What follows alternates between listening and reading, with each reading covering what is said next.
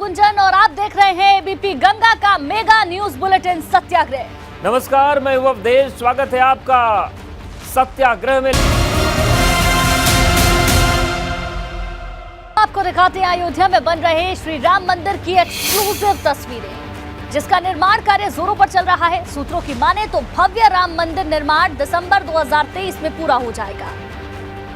तो देखिए, तस्वीरें हम आपको दिखा रहे हैं और तेजी के साथ निर्माण चल रहा है। और आप देखिए, एरियल तस्वीरें देखेंगे तो जो भी ये निर्माण चल रहा है वो बहुत तेजी के साथ आगे बढ़ रहा है। और 14 जनवरी 2024 यानी कि मकर संक्रांति का पर्व जब देश मना रहा होगा, उस वक्त रामलला को मंदिर में स्थापित किया जाएगा। अभी वो अस्थायी मंदिर मानस भवन में मौजूद है और ये देखिए कितनी भव्यता के साथ राम मंदिर का निर्माण और तेजी के साथ निर्माण चल रहा है।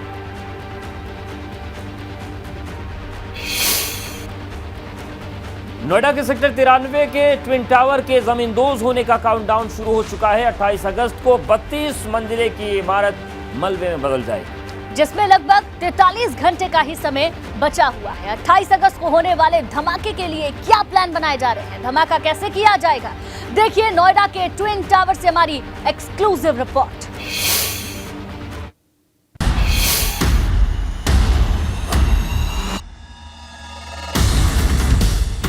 संडे को भ्रष्टाचार के इमारत का डी-डे, बड़े धमाके की बड़ी तैयारी। मात्र 12 सेकंड में ताश के पत्तों की तरह बिखर जाएगा ट्विन टावर। नोएडा के बीचों बीच बनी ये वही इमारत है जिसे 28 अगस्त को जमींदोज किया जाना है, जिसे ध्वस्त किया जाना है। उसके पहले देखिए कैसे और किस मशीन से धमाका किया जाएगा। सबसे पहले ये केस जैसा ये डायनेमो है, इस टाइप का एक बॉक्स रहेगा और उसके साथ जो वायर्स ब्लास्टिंग साइट से यहाँ तक हमारे तक आएंगी, 100 मीटर जो दूर हम खड़े होंगे वहाँ तक आएंगी। उन दोनों वायर्स को इन वायर के साथ कनेक्ट किया जाएगा और इन वायर से कनेक्ट करने के बाद इस डायनेमो को हम रिवॉल्व करेंगे और इस रिवॉल्व करने के बाद इसमें करंट जनरेट होगा। करंट जनरेट होने का सिंबल यहाँ लाइट ब्लिंक करनी शुरू कर देगी एंड जब करंट जनरेट हो जाएगा तो सिंपली बटन प्रेस कर दिया जाएगा। धमाके के पहले पूरे क्षेत्र में धारा 144 लगा दी जाएगी और किसी भी तरह के ड्रोन की उड़ाने पर पाबंदी है। नो फ्लाई जोन बना दिया गया है। और बटन प्रेस करने के इमीडिएटली बाद जो 9,562 डेटोनेटर्स जो ईच एंड एवरी होल में लगे हैं वो इग्नाइट हो जाएंगे and after with in 9 seconds वो सभी डेटोनेटर्स ब्लास्ट कर जाएंगे ऑन द डिलेज जो हमने फिट किए हैं उनके हिसाब से। और उस ब्लास्ट के 2 या 3 मैक्सिमम 4 सेकेंड में वो बिल्डिंग पूरी नीचे दर्शाएगी। रविवार को सुपरटेक ट्विन टावर्स ध्वस्त किया जाएगा। इमारत के गिरने से हजारों टन मलबा फैलेगा, धूल का गुबार भी उठेगा। ऐसे में धूल के कण सभी जगह फैल जाएंगे। तो ये तय है, सवाल है इसके लिए तैयारियां क्या की गई हैं। विंड डायरेक्शन है, क्या मेट्रोलॉजिकल कंडीशंस हैं, विंड कितनी हैवी है, डस्ट किस कैटेगरी की है, कंस्ट्रक्शन के एक्सप्लोजन या इम्पोल्जन के बाद ध्वस्तीकरण में क्या मटेरियल डिस्पर्स होता है। तो ये एक अध्ययन का भी विषय है और CBRI भी इस विषय में पूरा सिस्मिक से लेकर सारी चीज़ों का अध्ययन भी करेंगे। दिल्ली के कुतुब मीनार से भी ऊंचे नोएडा में सुपरटेक के अवैध ट्विन टावर 28 अगस्त को ध्वस्त की जाने वाली भारत की सबसे ऊंची इमारत बन जाएगी। संदेश भी एक तरीके से ये देने का काम किया जा रहा है कि भ्रष्टाचार भले ही कितना मजबूत हो, लेकिन जब बुरे दिन आते हैं तो उसे भी जमीन में मिला दिया जाता है। वीडियो जर्नलिस्ट सत्येंद्र सिंह के साथ सनुज शर्मा, एबीपी गंगा, नोएडा। यह तब जब डिजिटल इंडिया की क्रांति का लाभ बिना भेदभाव के समाज के प्रत्येक तबके को मिला और उसी डिजिटल क्रांति की योजनाओं से लाभान्वित 2 लाभार्थी समूह को यहां पर आज आमंत्रित किया गया है। दरअसल पश्चिमी उत्तर प्रदेश में विरोधियों के हर किलेबंदी को ध्वस्त करने के लिए भाजपा ने पूरी ताकत झोंक दी है। 2024 के लोकसभा चुनाव के लिए भाजपा 80 में से 75 प्लस सीटों का टारगेट लेकर चल रही है, लेकिन उसका ये टारगेट तभी पूरा होगा जब पूरब से लेकर पश्चिम तक धुआंधार भाजपा लहर चले। बसपा के कमजोर होने के बाद भाजपा ने पश्चिमी यूपी में दलित वोट बैंक को साध कर अपना लक्ष्य पूरा करने की रणनीति बनाई है। लोकसभा चुनाव में भाजपा के लिए सबसे ज्यादा खतरा पश्चिमी यूपी में है। ऐसे में भाजपा की कोशिश इसी क्षेत्र में मजबूत बने रहने की है। Bureau report, ABP Ganga. और चलिए अब पानी की प्रलयंकारी हुंकार आपको दिखाते हैं। वो प्रयागराज जहां गंगा, यमुना और अदृश्य सरस्वती का संगम है, इन दिनों बाढ़ के चलते वो जलमग्न हो रहा है। एबीपी गंगा संवाददाता मोहम्मद मोइन ने बाढ़ की त्रासदी झेल रहे प्रयागराज के अलग अलग इलाकों का दौरा किया और जो तस्वीर सामने आई वो परेशान करने वाली है।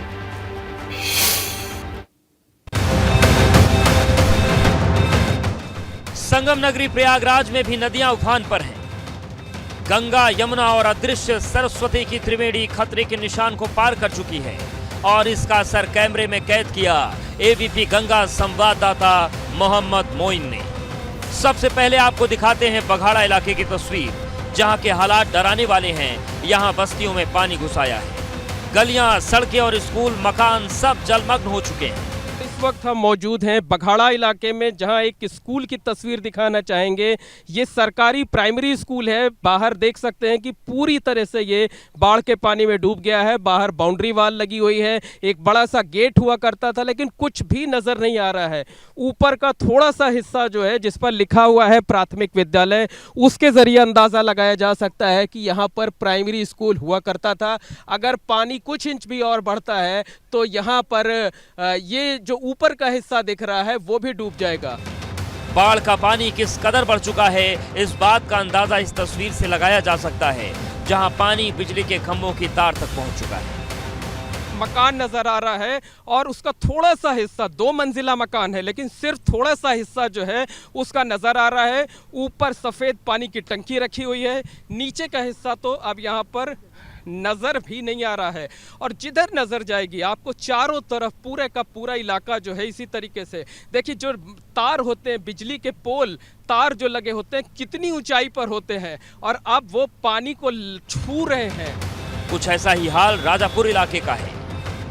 प्रशासनिक अमला है वो लगातार दुहाई दे रहा है, लगातार दावे भी कर रहा है और उसका काम नजर भी आ रहा है। लेकिन बड़ा सवाल यह है कि प्रयागराज में हर साल इसी तरीके से बाढ़ आती है, हर साल तबाही मचती है, हर साल तकरीबन महीने भर तक कई इलाके बाढ़ के पानी में डूबे रहते हैं। लेकिन इन्हें बचाने के लिए, इस समस्या को स्थायी निदान के लिए कोई प्रयास कभी नहीं किए जाते हैं। त्रासदी तो ये है कि बाढ़ के प्रहार से अंतिम संस्कार करना तक मुश्किल हो गया है। जो शमशान घाट होते थे वो शमशान घाट डूब गए हैं। सड़क पर गंगा बह रही हैं और संगम पे आप तो कई बार आए हुए हैं राजेंद्र जी।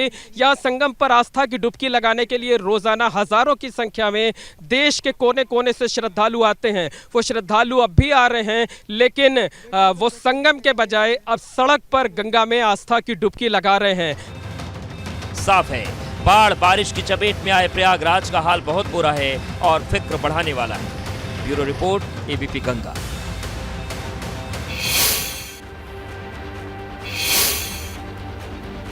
और अब आपको दिखाते हैं आसमानी कैमरे से जल प्रलय की तस्वीर। बाढ़ की चपेट में आया हमीरपुर पूरी तरीके से जलमग्न हो चुका है। जल बंधक बन चुकी जिंदगी को बचाने की जद्दोजहद जारी।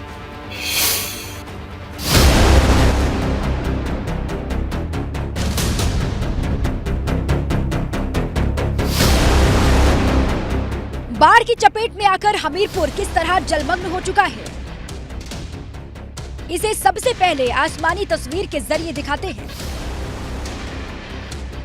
जहां तक नजर जाती है वहां सिर्फ और सिर्फ पानी ही पानी दिखाई देता है। मानो ये कोई शहर नहीं बल्कि टापू हो। यमुना और बेतवा के उफान पर पहुंचने से जिले में करीब 70 गांव जलमग्न हो चुके हैं। जान बचाने के लिए लोग पलायन करने को मजबूर हैं। हम लोगों को ये समस्या है, ना तो यहाँ पे कोई नाव की सुविधा है, ना ही हमारे रहने की कोई सुविधा है। ठीक, जिला प्रशासन ने मदद क्या की है? मदद जिला प्रशासन ने क्या मदद की? कोई मदद नहीं की है। हालांकि एनडीआरएफ ने मोर्चा संभाला। तूफानी रफ्तार में बाढ़ से परेशान लोगों का रेस्क्यू किया जा रहा है। जो जहां फंसा है उसे वहीं पर मदद पहुंचाने की भागीरथी कोशिशें लगातार जारी हैं। किसी बड़े खतरे से निपटने के लिए प्रशासन पहले से ही मुस्तैद है। जहां बाढ़ का कहर है, वहां करीब के इलाकों में मुनादी करवाई गई। लोगों को घर छोड़कर सुरक्षित जगह पहुंचने की अपील जारी हुई।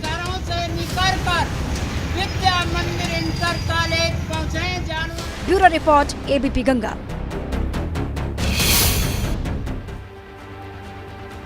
तो बुंदेलखंड की तस्वीर आपने देखी। बाढ़ का सितम ताज नगरी आगरा भी झेल रहा है। चंबल नदी उफान पर आने का असर क्या हुआ है, ये आपको हम दिखाते हैं। एबीपी गंगा संवाददाता नितिन उपाध्याय बाढ़ प्रभावित गांव में पहुंचे और हालात का जायजा लिया। देखिए। ताज नगरी आगरा में चंबल नदी का जलस्तर बढ़ा तो तबाही का सैलाब गांव-गांव तक पहुंच गया।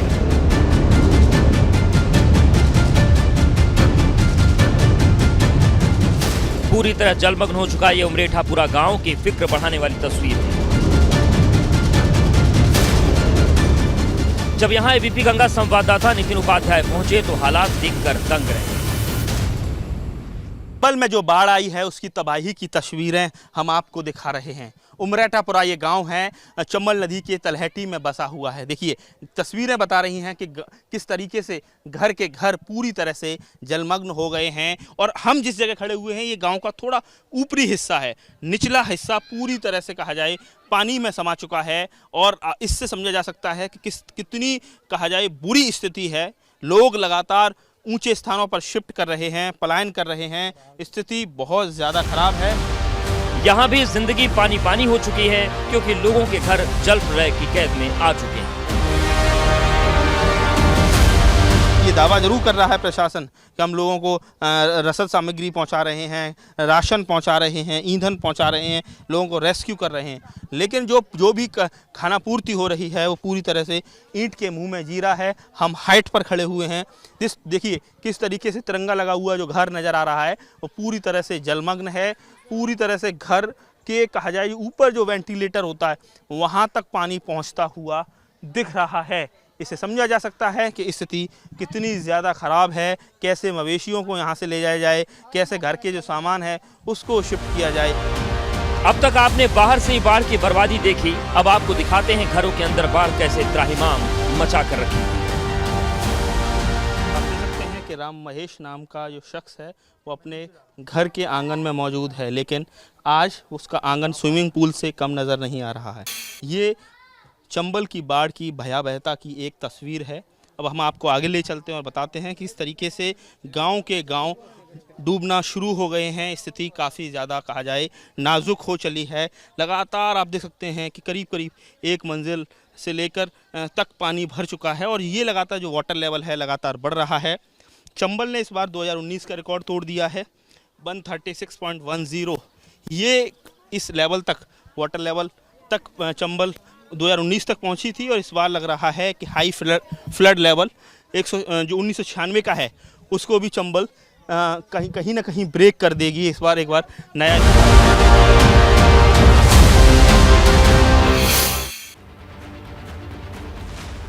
वहीं महादेव की नगरी काशी में गंगा का जलस्तर लगातार बढ़ रहा है और इसके चलते कई घाट जलमग्न हो चुके हैं और अब आम लोग भी कुदरत के क्रोध का सामना करने को मजबूर हैं। वाराणसी में गंगा का जलस्तर लगातार बढ़ रहा है। 80 घाट से लेकर रिहायशी इलाकों में गंगा प्रवेश हो चुका है। परेशानी अब डर में तब्दील हो चुकी है। तस्वीरें 80 घाट। सुबह बनारस के मंच को गंगा ने आगोश में ले लिया है। गंगा का जलस्तर लगातार बढ़ रहा है और गंगा अब जो रिहायशी इलाके हैं उनमें आने लगा है उसका जल। अब देखिए ये मारुति नगर इलाका है और मारुति नगर इलाके में गंगा का जलस्तर यहाँ पर बढ़ा हुआ है। एक नाला है और नाले की समस्या इस इलाके की बड़ी समस्या है। सुनवाई नहीं होती है, ये भी आरोप है।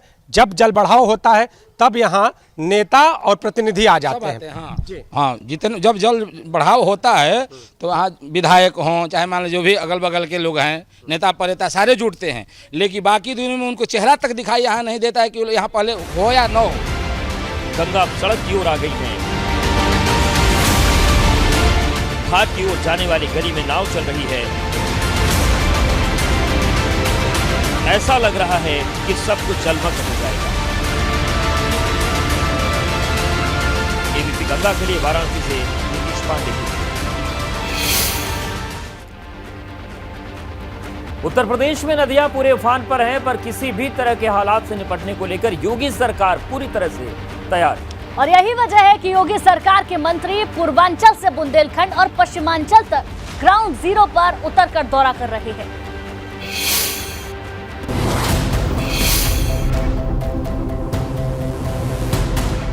पहाड़ पर जल प्रलय का असर मैदानी इलाकों में भी दिख रहा है।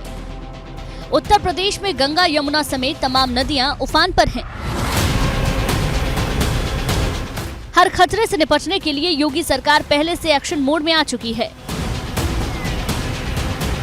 3 तस्वीरें अब आपके सामने हैं, जो पूर्वांचल से पश्चिमांचल और बुंदेलखंड तक सरकार की सक्रियता बताती हैं। ये महादेव की नगरी काशी में गंगा नदी का रौद्र रूप है, जहां घाट के घाट उफान पर आई नदियों के चलते जलमग्न है। शुक्रवार को वरुणा के पलट प्रवाह से प्रभावित नक्खी घाट, सरैया पुराना पुल और उसके आसपास के इलाकों का जायजा मंत्री स्वतंत्र देव सिंह ने लिया। इस दौरान जल शक्ति मंत्री ने प्राथमिक विद्यालय आदमपुर में बाढ़ प्रभावित लोगों को दूध फल के तौर पर राहत सामग्री बांटी। पूरे तैयारी है उत्तर प्रदेश के अंदर बाढ़ को लेकर। सभी हमारे जितने भी परियोजना है वह कंप्लीट है, ज़्यादा हानि जन हानि नहीं होगा और बाकी चिंता करने की बात नहीं। बाकी सभी लोग, हमारे अधिकारी भी और कर्मचारी सभी लोग सड़क पर। जबकि इसी तरह ताजनगरी आगरा बाढ़ के डेंजर जोन का सामना कर रही है। ये चंबल नदी है, जहां पानी पिनाहट घाट पर धीरे धीरे घट तो रहा है, पर तटवर्ती इलाकों के गांव में अब भी जोखिम बरकरार है। इसलिए कैबिनेट मंत्री आशीष पटेल और परिवहन राज्य मंत्री खुद इन इलाकों का मुआयना कर रहे हैं। वहीं बुंदेलखंड के बांदा में बाढ़ प्रभावित क्षेत्रों का दौरा करते ये कैबिनेट मंत्री राकेश सचान और राजस्व राज्य मंत्री अनूप प्रधान हैं। यहाँ केन और यमुना दोनों ही उफान पर हैं, जिसके चलते कई गांवों ने बाढ़ में जल समाधि ले ली है। Bureau report, ABP Ganga. वहीं इटावा में उफनाई चंबल नदी ने पिछले सारे रिकॉर्ड तोड़ दिए। चंबल नदी का जलस्तर 129 मीटर से ऊपर पहुंच चुका है और चंबल नदी खतरे के निशान से ऊपर बह रही है। तो उफनाई हुई चंबल के कोहराम की जद में जिले के करनगर ब्लॉक के 25 गांव आ चुके हैं। इन गांव में मुख्य सड़क से लेकर आम रास्ते पानी में डूब चुके हैं। 25 गांव के ग्रामीण गांव में फंसे हुए हैं। बाढ़ प्रभावितों की जो मदद है उसके लिए गाजियाबाद से एनडीआरएफ की टीम पहुंची है। आपको बता दें 25 सदस्यों की टीम पहुंची है और बाढ़ में डूबे गांव में मदद की जा रही है। देखिए कुछ तस्वीरें भी हम आपको दिखा रहे हैं, किस तरीके से जल तांडव के बीच एनडीआरएफ की जो टीम है देवदूत बनकर काम कर रही है। तो देखिए एनडीआरएफ को सक्रिय किया गया है, एसडीआरएफ भी लगी हुई है और जो भी डूब क्षेत्र वाले इलाके हैं वहां पर लगातार राहत पहुंचाने की कोशिशें जारी हैं।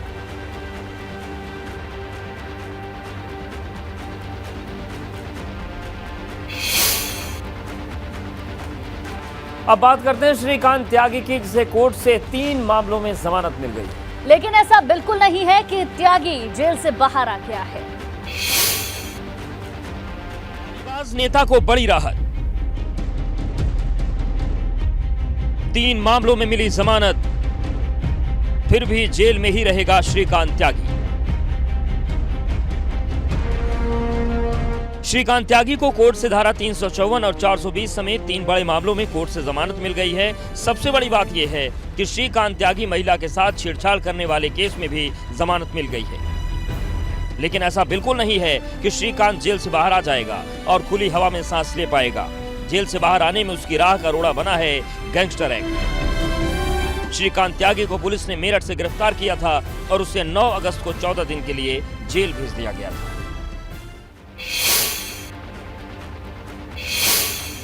वहीं गोंडा के एक प्राथमिक अस्पताल की लापरवाही सामने आई, जहां मरीज को स्ट्रेचर और एम्बुलेंस की सुविधा तक नहीं मिली और थक-हार कर मरीज के परिवार वाले ठेले पर मरीज को अस्पताल ले आए। मामला गोंडा के बनगाई गांव का है, जहां एक बुजुर्ग को एक बाइक ने टक्कर मार दी और उसके बाद क्या हुआ वो आप भी देख लीजिए।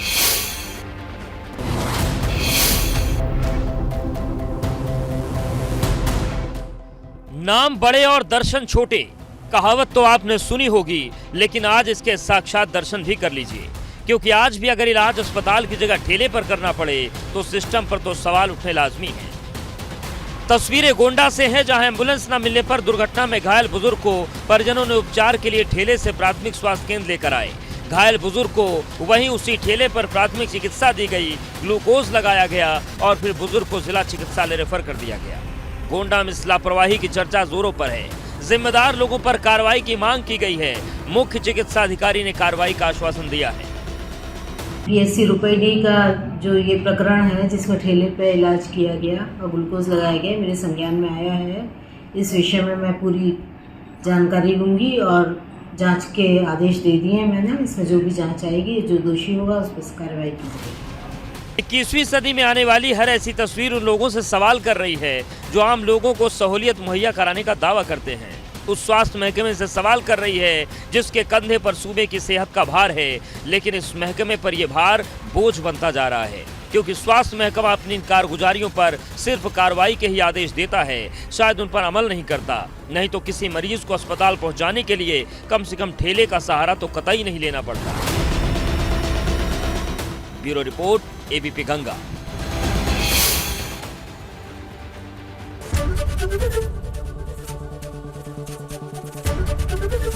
ABP गंगा, खबर आपकी, जुबान आपकी।